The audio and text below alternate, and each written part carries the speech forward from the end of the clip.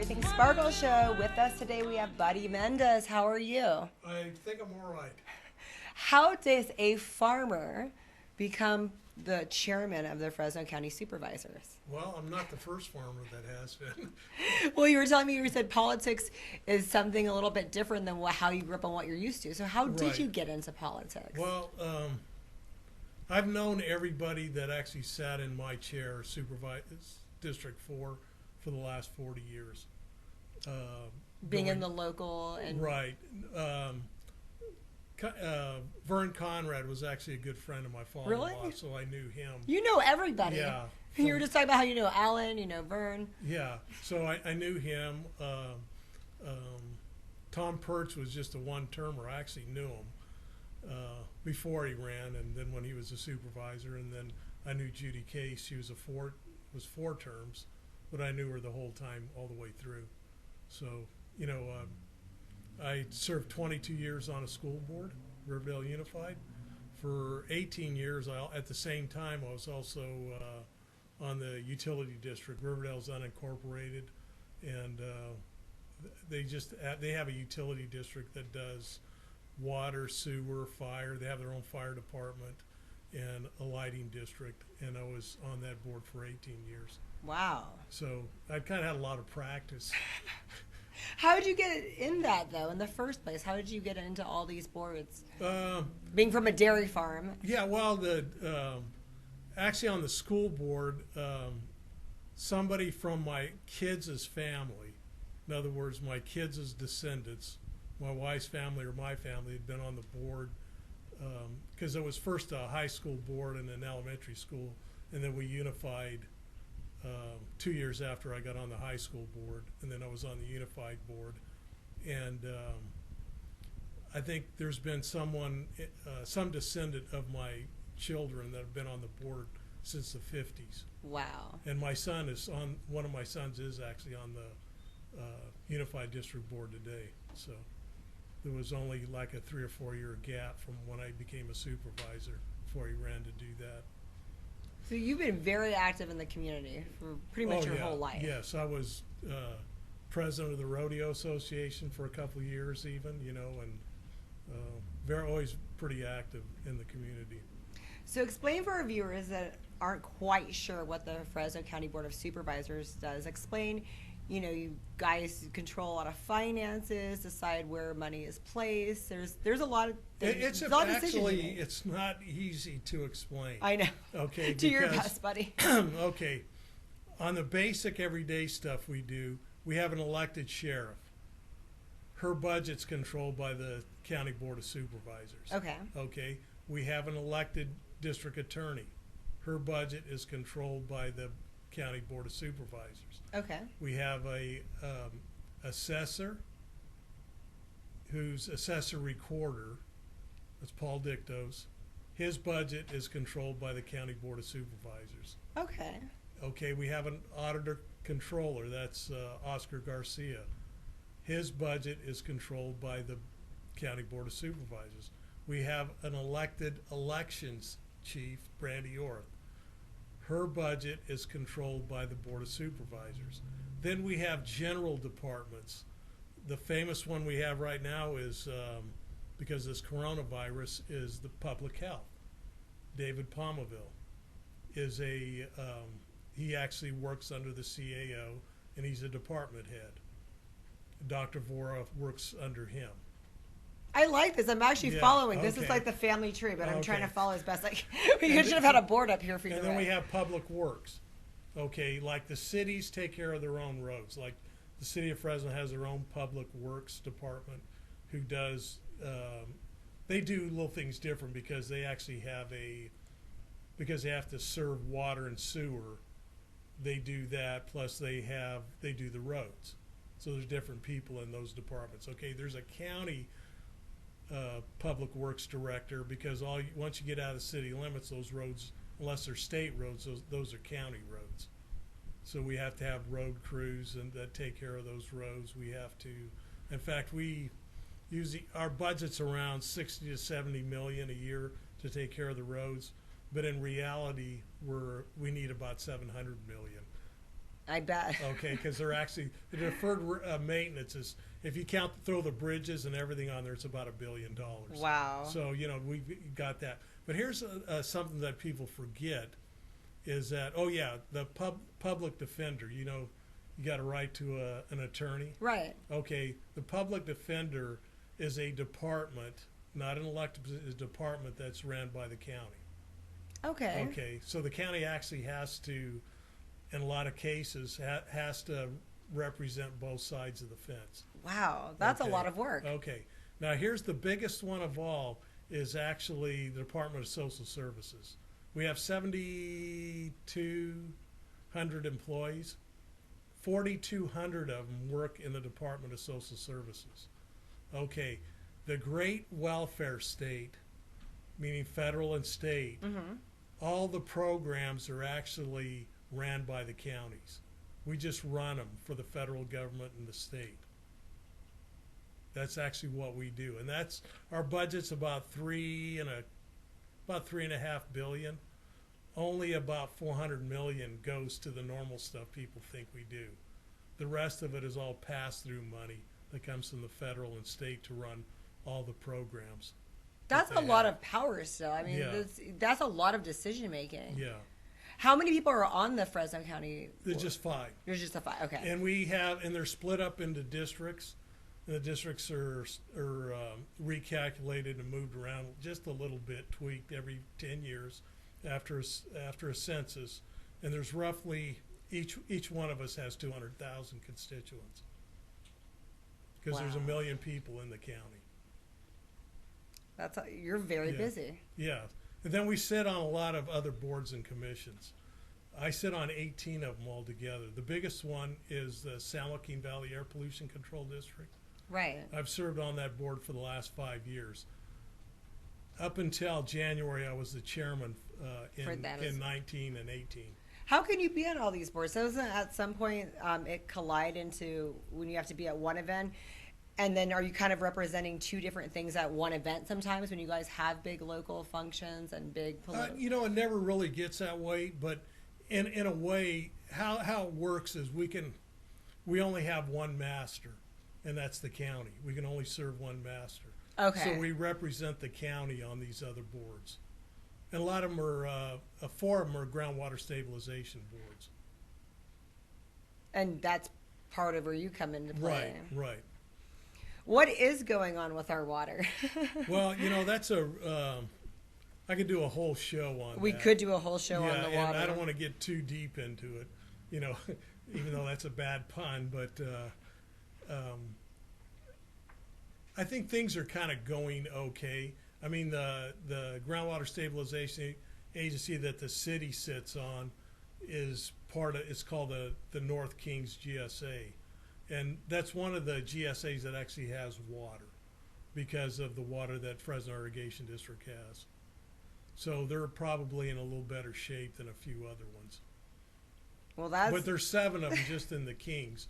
And the county sits on, I think, 5 different basins. So like you go out to Westlands, that's their own basin. There's another one called Pleasant Valley. I don't know if you know where the Pleasant Valley Prison is, where the city of Coalinga is. That spans pretty far then. Right. That's Pleasant Valley. But so you have access when you're on the water board. You're controlling. You guys are making decisions from that. No, those are different. They have Pleasant Valley has their own little deal. But Pleasant Valley is in my district because my district goes from Monterey County all the way to Orange Cove.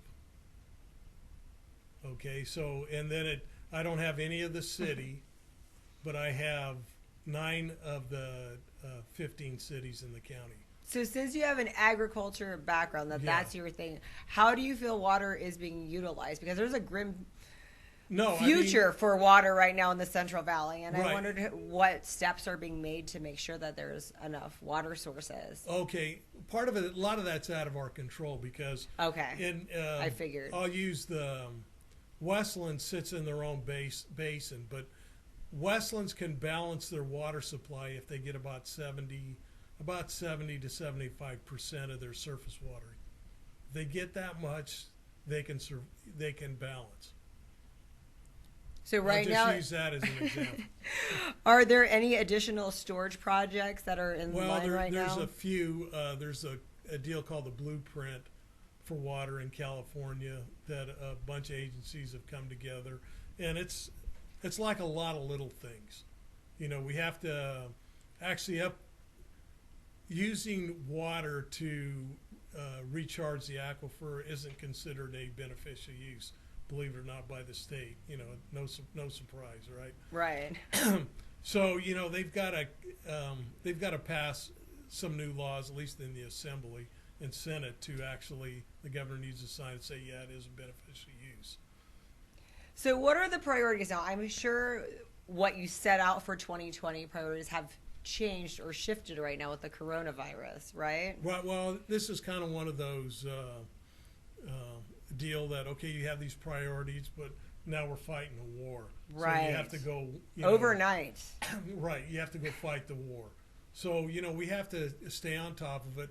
One thing that people don't realize, the health department in the county, Dave Palmville, actually has a lot of powers in this emergency, you know, with Dr. Vora to, you know, control things locally on, you know, what people need to do, you know, like, you know, this, and a lot of it is the governor's already went and said, okay, we've got this long list of things, you know, we have to do. So we basically have to follow that to a certain extent. So at this point, there's not a lot of decision making on your part.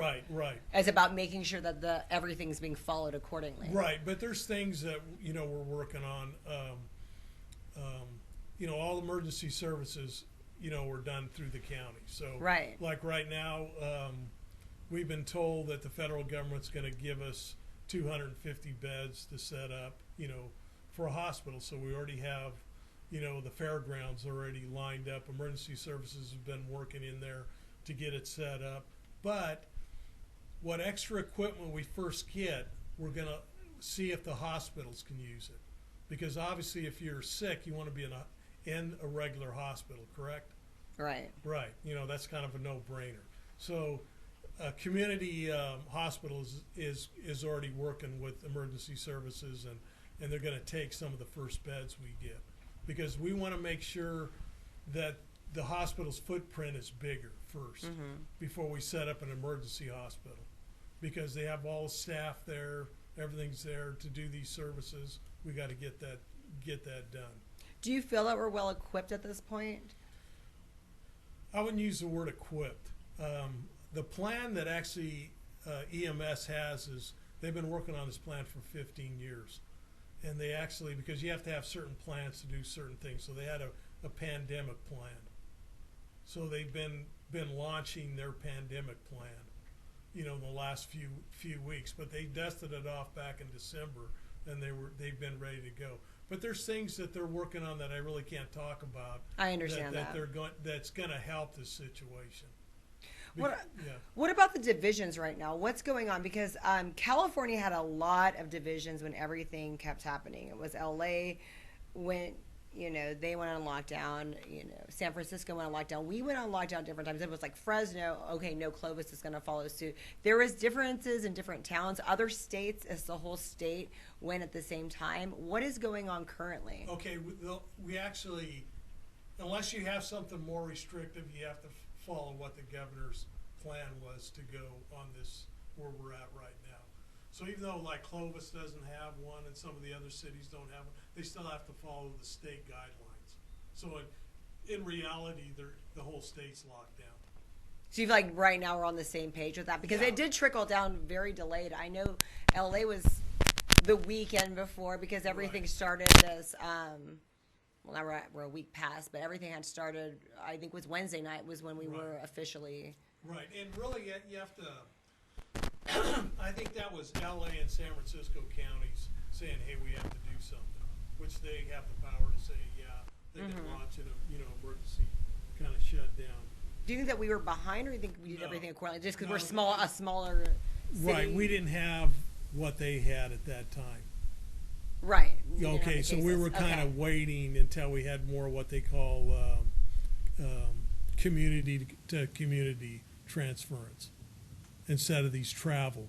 Most of the cases, positive cases we had on or travel cases at the beginning. Yeah, Now we're correct. getting the community ones. And it's a complicated deal how they track that and how they do it, because they normally don't do that.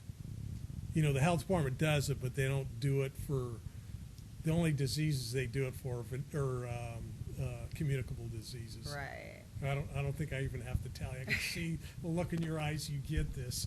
And like we said, we were both traveling in the beginning of March Right. to DC. Were you on DC on business for the Board of Supervisors? Yes, I was in D.C. on business. Did you have to travel a lot Yes.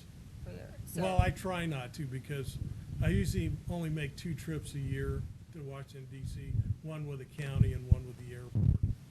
what yeah. was this past one? This for? was the county. This was the county. Yeah. Did you, when you were there, did you grasp how serious it was? Because like we said, we missed the mark. I mean, the travel ban, all that started happening after that. Did you start to get a glimpse like, wow, this is really serious, and we probably were going to go on Right, lockdown? and I think you can testify, it was there, it was in the news, but they weren't really scared about it yet. You know, they kind of knew something was going on. Didn't you get that feeling? No, Yeah, I'm questioning you.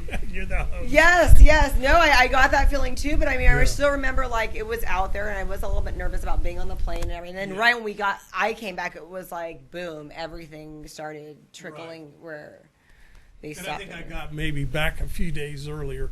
My problem is I always get, and I think I told you because we wanted to do this interview earlier in the week, I've got a kind of an asthma condition that is fine, doesn't bother me. Until you travel. I go to 3 doctors. One of them's Dr. Arminian, and it's usually very well. But when I travel like this, then it gets irritated about 4 or 5 days later. So I even went to him because I started getting a cough and all that stuff. I went to him and he goes, "Okay, it's just, you know, you don't have a fever, you don't have this, you don't have that. It's just your asthma." So we'll do the regular deal we do for that when you get when it becomes more, you know, dominant like it did right now. And did you get nervous because you start going where coughing, everyone's looking at you like you're the virus Oh, that they yeah. say. I mean, so Yeah. that's why I even said let's wait a few days so You're that right. you didn't feel uncomfortable. Mr. Contagious. I know that's a big concern right now. I'm afraid of getting the common cold and everybody Right. thinking I have something. Well, I'm really good about, you know, I've found a lot of people don't even take the regular flu shot that's out there. Did Right. you take yours this year? The Next answer is no. question. I cannot tell a lie. I always do, and I've had some of my own doctors, usually Dr. Vora has just been with us this year, but previous, you know, health people in the county always said, you got to get a flu shot. Right. You know, and always get one. So right now, what are we looking for to help with the coronavirus relief? Are we going to lift up property taxes, late payments, and penalties? Are they going to be reduced? No, Do you have we're control not. over that? No, we're not going to do anything with that. We'll work with people going forward that don't pay on April 10th. The auditor controller is going to work with them, and if people have hardships, we'll work with people that have hardships. But if you owe property tax, get it paid. One of the things that people don't realize, and the auditor controller's done a good job of trying to explain it. All the money we collect, we only keep 12%. Okay, the schools get by far the most of that money. In fact, all the school bonds, if you look at a property tax statement, depending on what school district you live in, you have these different charges for the bonds in that district. So there might be 50 different tax statements in the county. Depends where you live, what school district you're in, what special districts you're in. And schools and special districts get their money through the property tax levy. So to postpone it would be a death sentence to schools and special districts. They would immediately not cash flow because they would not get this money. They usually get the money by July. And the bond payments are due in August. Right. What about these small businesses that are paying rent? And because I heard that they're going to offer some relief that no one can get evicted, that electricity can't be shut off. But then the question is, do they still owe that later on? So if 2 months, if we're on lockdown for 3 months, Right. I think are we right still now responsible? what the governor laid out today is that they still owe it. We still owe, yeah, Right. and that, but just nothing will get shut off for eviction. But Right. Later on, it's still going to be Right. And then your utilities, other than the cities, like the city has their, water and sewer, but your power and gas, that all has to, that's the PUC who has to say yay or nay to the collecting agencies, whatever power company or gas company you get gas from. This is going to get very sick because many businesses shut down. Right. And then a lot of people are out of work. What's your advice for them, for these people that are kind of left? Well, there's a Small Business Administration. They need to get a hold of them. They have a hotline, and there's a lot of programs that they can get on. And even this federal stimulus actually, put money behind that. So basically, when somebody calls us, we give them the Small Business Administration phone numbers. And then we should post that momentarily for that. What do you foresee going forward with everything? Well, it's kind of like this economy right now is got one grave in one foot in the grave and the other on a banana peel. So, it's not. We're going to go through some tough times coming up because the state has done some pretty strange things in the last few days. One of them is, I don't know if you know, not the Franchise Tax Board, but the Board of Equalization collects bad tax debt. Right. Okay. They've actually told their people to quit collecting bad tax debts that they have agreements with people to pay. Now, really, they shouldn't have done that. What they should have done was say, hey, work with everybody. If somebody just got laid off, well, let's try to work with them. And what they did is they just told their staff quit collecting money. Now, that's great, but the thing is the state works with real money. They're not the federal government. The federal government works with monopoly money. Okay, they print the money. They can hocus pocus money. Of course, our descendants will have to pay for that someday, and even us if we live long enough. So the state works on real money. The counties and cities, special districts, all work with real money. Once you cut that money off, they have to lay people off and quit doing services because there's no money. Right. The system's not set up. So what's the problem now? So like I said, your goals were different in the beginning of 2020. Are they kind of just put on hold when you guys get together? Are you still talking about the water resources? Oh, Are you yeah. still talking about all these things? Or is it just strictly, we have a crisis? Right. You still do. I mean, you still have to run, the government's a process. So you still have to keep the processes going. How has it affected your meetings? Are you guys all Skyping now? Because no, well, it's the interesting thing. About a week ago Thursday, the Air Board met, and we met in what was called a closed meeting. Okay? A closed meeting is nobody from the outside can come in. So there was just a few staff members. Some of the board members were not there. The board meets in 3 locations at once. So we have board members meeting that come to the Modesto office, Bakersfield office, and the central office here in Fresno. So we're on it's kind of a video conference meeting to start with. Okay, so we're not all in the same location. But we had 4 members not even come in, so they phoned in, and we had to set up a deal for them to ask questions on the phone. So the tech got people that run the boards for especially the chairman, they could say Supervisor so-and-so from another area, or a city councilman from another area is on the board who didn't show up in either Modesto or Bakersfield or Fresno wanted to talk.